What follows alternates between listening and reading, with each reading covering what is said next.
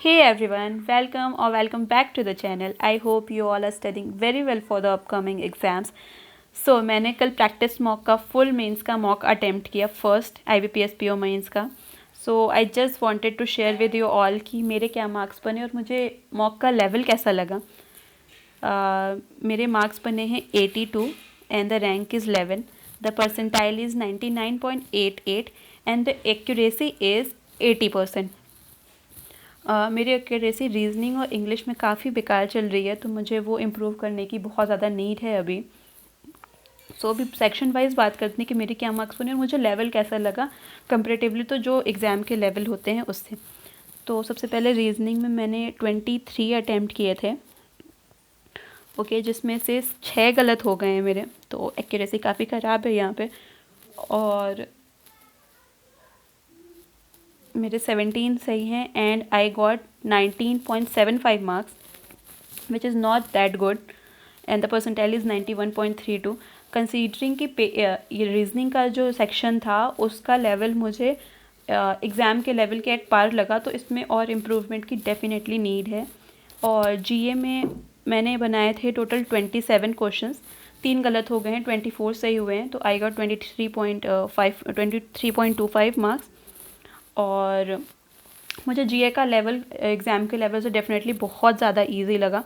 97.56 percentile आई है. जीए में mostly सितंबर और अक्टूबर के रिलेटेड क्वेश्चंस थे और वो डायरेक्ट क्वेश्चंस थे जो कि डेफिनेटली एग्ज़ाम में नहीं आते हैं इतने ज़्यादा. अब एग्ज़ाम में जीए का लेवल काफ़ी हाई रहता है और लास्ट टाइम से जो हम पैटर्न देख रहे हैं. और इंग्लिश की बात करें, इंग्लिश में आई अटेम्प्टेड 1 सेकेंड इंग्लिश में आई अटेम्प्टेड 28 क्वेश्चंस, जिसमें से मेरे 8 गलत हुए हैं, 20 सही हुए हैं और मेरी मार्क्स बने हैं 23.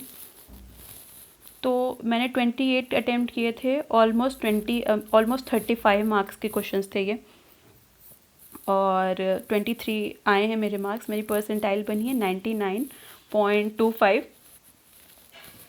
इंग्लिश का लेवल जो मेंस का लेवल होता है एग्ज़ाम का, एक्चुअल एग्ज़ाम का, उससे थोड़ा हाई लगा मुझे, इसलिए आप देख सकते हो कि 23 मार्क्स पे I got 99, more than 99 percentile. Okay, DI की बात करें, डीआई सबसे पहले तो डीआई का लेवल यार बहुत ही ज़्यादा हाई लगा मुझे, जो एक्चुअल एग्ज़ाम का लेवल होता है उससे. क्वेश्चंस बन के ही नहीं दे रहे थे मेरे, सिर्फ 2 डेटा सफिशिएंसी के और 2 नंबर सीरीज़ के क्वेश्चन हुए थे, उसके अलावा मेरे कोई क्वेश्चन नहीं बन रहे थे. एट लास्ट एक डीआई बन गई 4 क्वेश्चन की. तो उस तरह से मैंने डीआई में टोटल अटेम्प्ट किए थे 8 क्वेश्चन.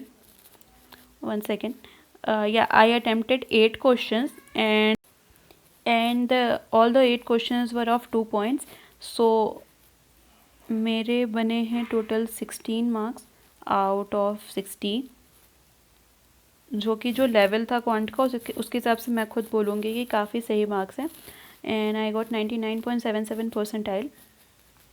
सो ओवरऑल जो डीआई का लेवल था वो डेफिनेटली इतना टफ नहीं आता है एग्ज़ाम में. तो अगर आप में से किसी के क्वेश्चंस नहीं भी बन रहे थे तो प्लीज़ आपको डीमोटिवेटेड होने की ज़रूरत नहीं है कि कैसे होगी डीआई, क्योंकि इतने टफ क्वेश्चंस नहीं आते हैं, ये श्योरिटी है.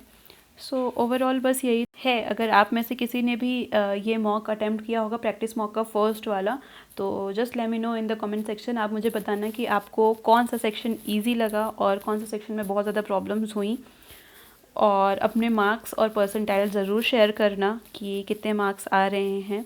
आई would definitely like to know that. And all the best यार. अच्छे से प्रैक्टिस करो. अगेन जीए बहुत अच्छे से रिवाइज़ करो, डिस्क्रिप्टिव की प्रैक्टिस करो और मॉक्स को अच्छे से एक्सप्लेनेशंस देखो, उसके एनालाइज करो कि आपको कहाँ पे इम्प्रूव करने की और ज़्यादा नीड है और कहाँ पे किस सेक्शन में आपको लगता है कि इस टॉपिक पे या फिर इस सेक्शन में आपकी अच्छी कमांड है, तो उसमें और प्रैक्टिस करो कि उसकी कमांड आपकी और इम्प्रूव हो और आपके मार्क्स ओवरऑल इम्प्रूव हो सकें. पर हाँ, पढ़ाई के साथ साथ हमें अपने हेल्थ पे भी बहुत ज़्यादा ध्यान रखना है. तो take proper sleep and eat proper food and all the best guys. Bye.